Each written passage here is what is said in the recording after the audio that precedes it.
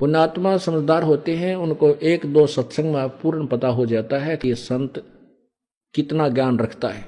प्रमाण आपके सामने रह रह कर देता हूं, इसलिए देता हूं कि आपका भ्रम दूर हो जाए।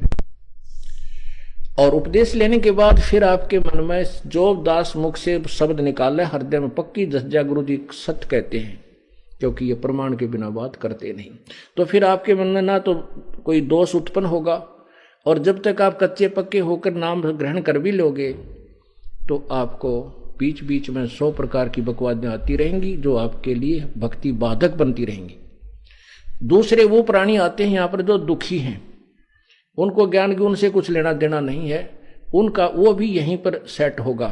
उनको आते ही परमात्मा सुख देंगे, ऐसे सुख देंगे वो सोच भी नहीं सकता था कि ये सुख भगवान दे देता है वर्तमान में। फिर वो बेचारे आंख मीच कर बैठ जाएंगे, उनको जो हम बताएंगे वो बिल्कुल सही मानेंगे, गुरु जी जो करे सत्य है। तो पहले इनको सुख देते हैं, फिर कहते हैं तुमने 12 सत्संग कंटिन्यूस अटेंड करना है, हर महीने में 1 बार 2 बार आ जा तेरे भाग अच्छे। तो उसका हमारा उद्देश्य है कि यहाँ आने से आपको बहुत पुण्य होता है, क्योंकि आप बहुत पुण्यहीन हो चुके हो। जन्म जन्मांतर के अपने पुण्यों को समाप्त करके आपको पुण्यवान बनाने के लिए भी आपको बार बार यहाँ बुलाया जाता है।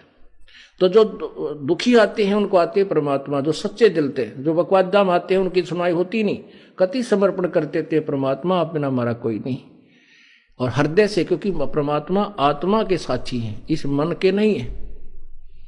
तो उनको वैसे सुख देता, फिर वो अपने आप आने लग जाते हैं कि मैं बहुत सुख हुआ, और गुरु जी का आदेश है कि आना है तो हम आते हैं। आते हैं फिर कुछ दिन में ये ज्ञान को ये भी रंगे जाएंगे। गीता जी में लिखा है कि विद्वान पुरुष अविद्वानों को समझाएं, यानी अशिक्षितों को, और अशिक्षित विद्वानों की बातों को सुनकर उस नाम ले लेंगे, वो भी मोक्ष को प्राप्त हो जाएंगे।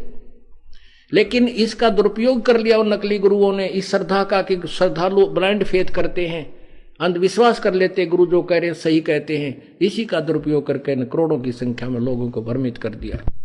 श्रद्धालु गुरु जी के पास जाते हैं, समर्पण कर देते हैं, जैसे पतंगा उड़ करके दीपक के ऊपर जल मरता है वो वापस निकलता, कि उसका स्वभाव है समर्पण करने का। ऐसे ही ये नादान संतों के पास जाकर भोली श्रद्धालु उन दीपकों के ऊपर लाल समझकर चमक देखकर उनको जल मरे, वहां पर अपना जीवन बर्बाद कर दिया।